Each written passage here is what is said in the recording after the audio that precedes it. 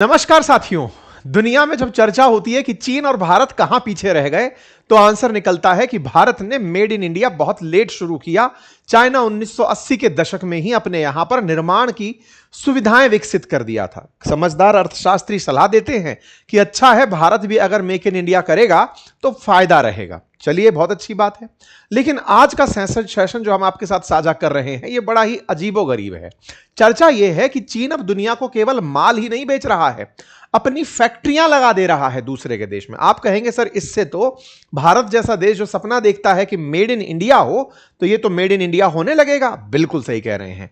यानी कि जैसे मेड इन चाइना होता था, अब मेड इन इंडिया टैग होगा, लेकिन मेड बाई चाइना होगा। जी हां साथियों, ये भारत के नहीं, दुनिया भर के देशों की, और विशेष रूप से बहुत समझदार बनने निकले ट्रंप के साथ तो ये धोखा हो जाएगा। आप पूछिए कैसे?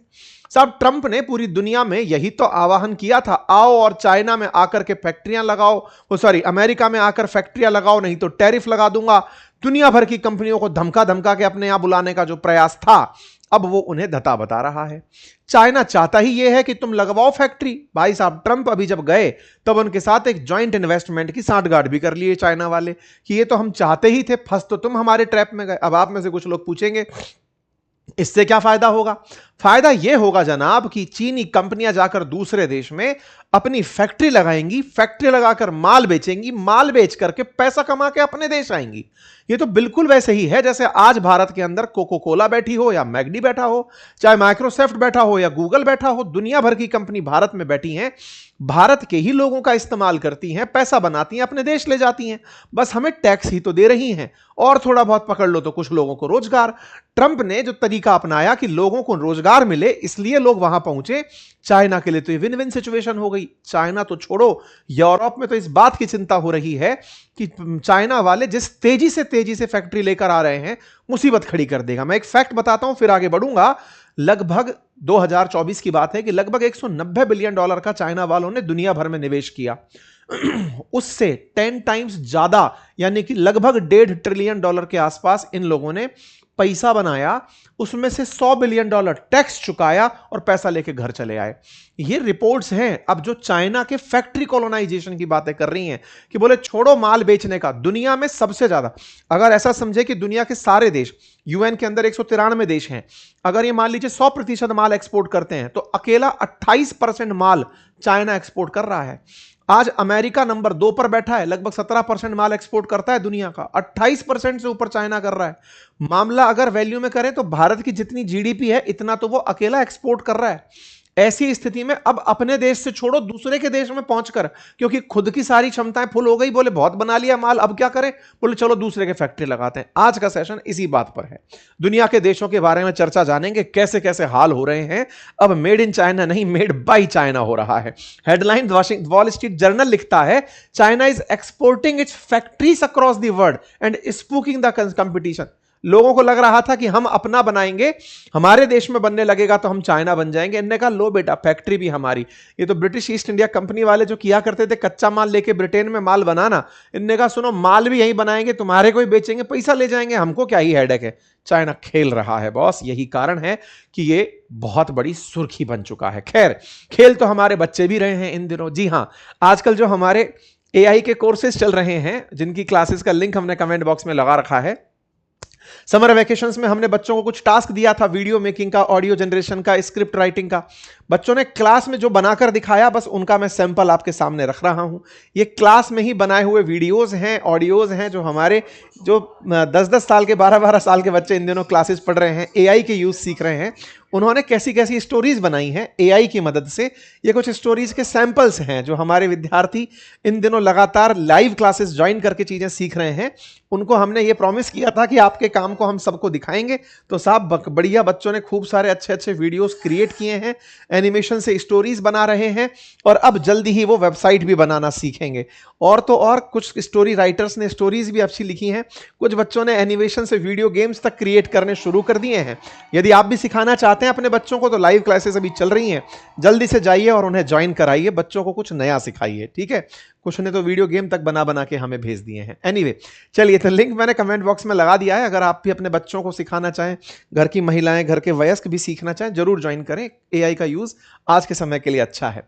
फिलहाल हम चाइना के ऊपर वापस लौटते हैं। तो साहब दुनिया की जो फैक्ट्री थी, अब वो फैक्ट्री खुद उठ करके दुनिया के देशों में पहुंच रही है, यानी मेड इन चाइना की जगह मेड बाय चाइना हो रहा है। ये रहे सारे डेटा जो स्टैटिका से मैं आपको बता रहा हूं कि चाइना दुनिया में 28.9% माल बना करके बेच रहा है, यानी कि माल जो है ना, वर्ल्ड का जो मैन्युफैक्चरिंग हो रहा है, चाइना नंबर 1 पर है। 17% के साथ अमेरिका खड़ा है। हम कहां खड़े हैं? 2.8% के साथ खड़े हैं, यानी हमसे सीधा 10 टाइम्स ज्यादा मैन्युफैक्चरिंग चाइना कर रहा है।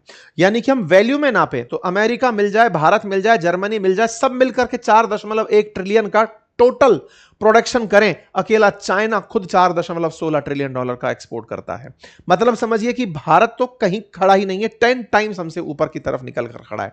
और एक्सपोर्ट कहां कर रहा है? अमेरिका को, यूरोप को, लैटिन अमेरिका को, एशिया के कई देशों को उठा उठा कर माल पड़ रहा है। अभी जब ट्रंप गए समझदार बनते हुए, तो इन्होंने कहा कि चलो साहब हमारे देश में निवेश करने आओ। बोले नेकी और पूछ पूछ मिलकर इन्वेस्टमेंट बोर्ड बना लिया। यह रही खबर 17 मई की। चाइना ने कहा कि हम तो एग्री हैं यूएस के साथ ट्रेड और इन्वेस्टमेंट बॉडी बनाने के लिए। मतलब जब ट्रंप कह रहे थे ट्रेड के अंदर टैरिफ लगाऊंगा, मेरे देश में बनाने आओ, ये तो खुद तैयार बैठे थे कि लो जी तैयार करके बैठे हैं, अपन तो चल रहे हैं, अमेरिकियों को नौकरी देंगे, पैसा कमा के ले आएंगे, हम अपना क्यों खर्चा करें। ऐसी चीजें निकल कर आ रही हैं कि अमेरिका के मिशिगन राज्य में एक चीनी कंपनी है जिसका नाम है गोशन, उसने $2.5 बिलियन के आसपास इन्वेस्टमेंट की योजना बनाई थी। लोग विरोध में उतर आए कि नहीं, चाइना का नहीं चाहिए, पैसा ले जाएंगे ये लोग। विरोध चल रहा है। ऐसे ही दुनिया के अंदर जब इन्होंने देखा अमेरिका में इस तरह का विरोध हो रहा है, तो इनकी एक बैटरी बनाने वाली कंपनी है CATL, उसको फोर्ड के साथ पकड़ा दिया कि फोर्ड वाले CATL से बैटरी बनाएंगे, अंदर ही अंदर डिजाइन सब CATL करेगा। और ये अमेरिका में नहीं, हंगरी, इंडोनेशिया, स्पेन, सब जगह प्रोजेक्ट चलाने पहुंच रहे हैं। मतलब इन्होंने अब अपनी कंपनियों को पहुंचाना शुरू कर दिया कि वहीं जाओ, मार्केट को पकड़ो, खा जाओ उस जगह को। ऐसे ही आप उठाकर देखें तो चीन की एक कंपनी और है मीडिया के नाम से, जो कि स्वीडन की इलेक्ट्रोलक्स के साथ साझेदारी कर रही है। अमेरिका के साउथ कैरोलिना और मैक्सिको के अंदर पूरी तरह से मैन्युफैक्चरिंग प्लांट शुरू कर रही है।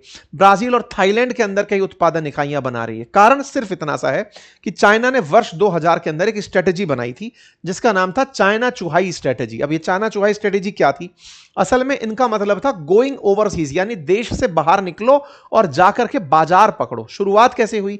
तो इन्होंने सबसे पहले यिन जिनलाई नाम के एक विदेश निवेश के अंदर बुलाओ और घरेलू पूंजी को अपने अंदर बनाओ। स्टेप वाइज स्टेप चलाया कि सबसे पहले हम यिन जिनलाई करेंगे, यानी इंपोर्टर्स को, FDI को अपने देश में बुलाओ, उनकी तकनीक सीखो, सस्ते में सब कुछ सीख जाओ। इसे रिवर्स इंजीनियरिंग भी कहते हैं कि मान लो दुनिया की कोई कंपनी आपके यहां आई, आपने उससे बनाना सीख लिया, बना करके सस्ते दाम पर अपनी लेबर यूज करके उसको रिवर्स इंजीनियरिंग से सस्ता बनाकर बेचा। जैसे मेड इन चाइना करके आप लोग मजाक बनाया करते थे, वो इनकी यिन जिनलाई तकनीक थी, मतलब स्ट्रेटेजी थी, वर्ष 2000 में अनाउंस हुई थी। दूसरा है जू चुकू तकनीक, जिसके अंदर ये एक्स्ट्रा पैसा अगर बना लिए तो विदेशी बाजारों को जाओ और उनके संसाधनों को वहीं पकड़ करके अपनी अब अच्छी तकनीक वहां पकड़ के माल बनाओ। यह सारी कहानी वर्ष 2000 के अंदर इनके एक महासचिव हुए थे जियांग जेमिन, उनके द्वारा सजेस्ट की गई थी। 2013 के बाद इन्होंने बेल्ट एंड रोड इनिशिएटिव के तहत दुनिया को अपना कर्ज देना शुरू किया और वहां से फैलना इनका शुरू हुआ। आज शाओमी जैसी कंपनी या वीचैट जैसी कंपनियों ने दुनिया भर में जो तहलका मचा रखा है वो इसका प्रमाण है।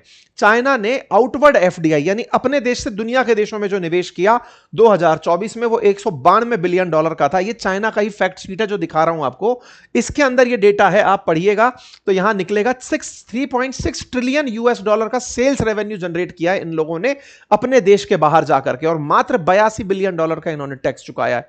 मतलब कि कितना सा पैसा लगाना और उससे कई गुना ज्यादा पैसा कमाकर वापस ले आना, यह काम अब चीनी कंपनियां कर रही हैं। क्यों? क्योंकि घरेलू बाजार में फैक्ट्रियों ने इतना प्रोडक्ट बना लिया कि अब बना हुआ माल उनको दूसरे देशों में डंप करना पड़ता है, सस्ते दामों में बेचना पड़ता है। बोले वहीं जाओ, लोगों को नौकरी मिलती है तो खुश भी होते हैं, और वहीं जाकर के अपना काम करो। यही कारण है कि जो चीन का खुद का घरेलू इन्वेस्टमेंट है वो 3.8% की गिरावट दर्ज कराया है, लेकिन ये बाहर निवेश करके उसको कंपनसेट कर रहे हैं।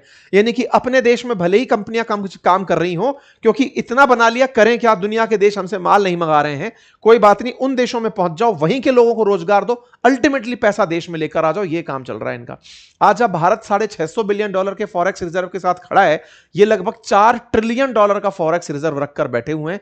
यह दर्शाता है कि चाइना किस तरह से बाजार को पैसे से, पावर से, सब तरह से पकड़ता हुआ चला जा रहा है।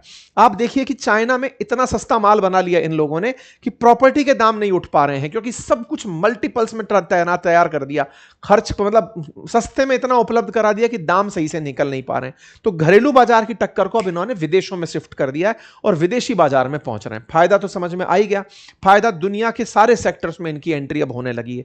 बहुत से देशों में, जैसे ऑटो सेक्टर के अंदर बहुत तेजी से इन्होंने एंट्री करी है। यूरोप के कई देशों ने इनको इनवाइट किया कि चले आओ, ये पहुंच गए। मैक्रोन ने कहा फ्रांस के अंदर कि चाइना की एफडीआई हमारे लिए की सेक्टर की तरह काम करेगी, चाइना वाले पहुंच गए। वहां पहुंच करने के साथ साथ मैक्सिको में पहुंच गए। मैक्सिको में 1 लाख लोगों को रोजगार चाइनी कंपनियों के कारण मिल रहा है, लेकिन उसकी वजह से वहां की ऑटो इंडस्ट्री के अंदर इनकी हिस्सेदारी हो गई। वहां से पैसा कमा कमा करके ये ले आ रहे हैं। 40% तक हिस्सेदारी को ये लोग दूसरे देशों से निकाल कर ले आ रहे हैं। ऐसे स्पेन के अंदर चेरी ऑटोमोबाइल जो बंद हो गई फैक्ट्री थी, उसको दोबारा शुरू इन्होंने कर दिया। ऐसी जापानी कंपनी निसान पहले उसको इस्तेमाल करती थी, इन्होंने उसका शुरुआत कर दिया। मतलब कुल मिलाकर के फैक्ट्री जो बंद हो गई वहां ये पहुंच गए। चेरी एब्रो डील काफी फेमस हुई थी, जिससे कि लोगों को रोजगार मिल गया था। तो अब बात करेंगे साहब, ये तो अच्छी बात है, एफडीआई हर दूसरा दुनिया का देश चाहता है कि उनके देश में पैसा आए, उनके यहां रोजगार बढ़े। हम भी तो यही कहते हैं विदेशी निवेश आए। भाई ये विदेशी निवेश से एक अगला स्टेप ले गए, अमेरिका का स्टेप है ये। अमेरिका क्या करता था ना, पहले आप लोगों को सर्विसेज बेचा करता था अपने देश में बैठकर, फिर आपके देश में पैसा लगाकर पूरे देश के अंदर अपनी कंपनियों को बैठा दिया, कंपनियों से कमा कमा के पैसा। आज अपनी जो चर्चा आप सुन रहे हैं गूगल पर है, गूगल पर एडवर्टाइज गूगल ही डलवाता है, लोगों से पैसा डलवाता है, उसमें से कुछ पैसा बांट करके बाकी रेवेन्यू कमा के खुद अपने देश ले जाता है। हमको लगता है गूगल हमारे देश में पैसा लुटा रहा है, वास्तविकता में तो वो कमा के अपने देश ले जा रहा है। यही तो असली खेल है जो दुनिया में खेलने चाइना अब उतर पड़ा है, और उसने यूरोप को अपने लिए पकड़ लिया है, क्योंकि यूरोप में लगभग 20 में से 1 आदमी तो वैसे ही बेरोजगार हो रहा है, क्योंकि लोगों में या तो आलस आ गया या फिर काम नहीं बचा।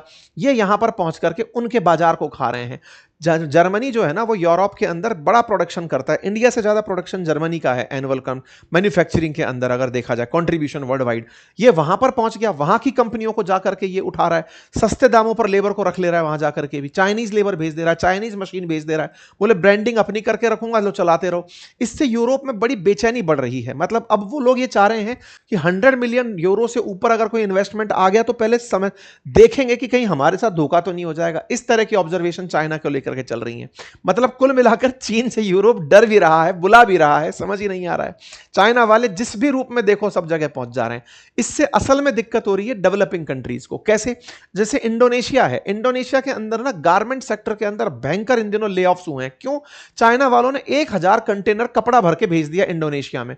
अब वो कंटेनर डंप कर दिया, डंप का मतलब सस्ते दामों पर भेज दिया कि लो ले जाओ ले जाओ। अब ट्रक की ट्रक भर के आ गए, तो वहां की जो लोकल फैक्ट्रीज हैं वो सर्वाइव ही नहीं कर पा रही हैं सस्ते दामों पर, किलो के भाव पर। कई बार आप भी देखते हैं ना, किलो के भाव घड़ी भारत में बिक रही हैं, कपड़े बिक रहे हैं। तो असल में जो बाकी जो छोटे मोटी इंडस्ट्रीज चल रही हैं वो सर्वाइव ही नहीं कर पाती। ये हाल इंडोनेशिया का हो रहा है, मलेशिया का हो रहा है, बहुत से देशों में। स्थानीय लोग इस वजह से परेशान है कि चाइना ने सस्ता माल बना बनाकर फ्री ऑफ कॉस्ट बाजारों में घुसा दिया, यूरोप के बाजारों में घुसा दिया। लोकल कंपटीशन खत्म, खुद की फैक्ट्रियां चालू, बनाओ रेवेन्यू और घर ले आओ। ये सारा काम चल रहा है। और तो और अब वर्किंग कंडीशंस पर भी अपना जोर हो रहा है। जैसे ब्राजील के अंदर इनकी एक कंपनी है, कार कंपनी है BYD, वो अपने कर्मचारियों से इतना काम करवा रही है कि ब्राजील के अंदर प्रोटेस्ट हो रहे हैं। ब्राजील ने चाइना से कहा कि साहब ये तो मत करो, वर्कर्स के साथ स्लेव जैसा बिहेव कर रहे हो आप लोग। ये विवाद नए शुरू हो रहे हैं। पर जो भी है, चाइना कुल मिलाकर के अपनी पॉलिसी में पहले चाइना के अंदर माल बनाया, अब फैक्ट्री दुनिया के देशों में लगाकर पैसा कमा रहा है। अब दुनिया इस पर चिंतित है कि साहब इसका क्या इलाज किया जाए। अब इलाज क्या है? इलाज यह है कि दुनिया के जो देश हैं, जैसे यूरोप है, आसियान है, जो विकासशील हैं, डेवलप्ड हैं, ये आपस में मिलकर के म्यूचुअल अंडरस्टैंडिंग करें। चाइना से मदद लेना भी अब घातक हो रखा है। अमेरिका से मदद लेना तो अलग तरह से टैरिफ में मारता है, और चाइना अलग तरह से मार रहा है। चाइना से बचने के लिए जो बचे हुए लोग हैं, जिनका इस्तेमाल चाइना कर रहा है, उन्हें बचने के लिए संगठित होने की आवश्यकता है। बाकी आपको क्या लगता है जरूर बताइए। बाकी अपने बच्चों के लिए अगर आप वाकई में समर वैकेशंस में कुछ उन्हें अपडेट देना करना चाहते हैं तो कोर्स ज्वाइन कराइए, क्लास ज्वाइन कराइए। हमारे क्लास के बच्चों ने काफ़ी क्रिएटिविटी सीख ली है। जल्दी उनकी बनी हुई मैं वेबसाइट्स भी आप लोगों को शो करूंगा, उनके बने हुए ऐप्स भी शो करूंगा। काफ़ी सारा काम वो लोग कर रहे हैं, आप भी करें। फिलहाल के लिए इतना ही। अपना ख्याल रखें। बहुत बहुत धन्यवाद।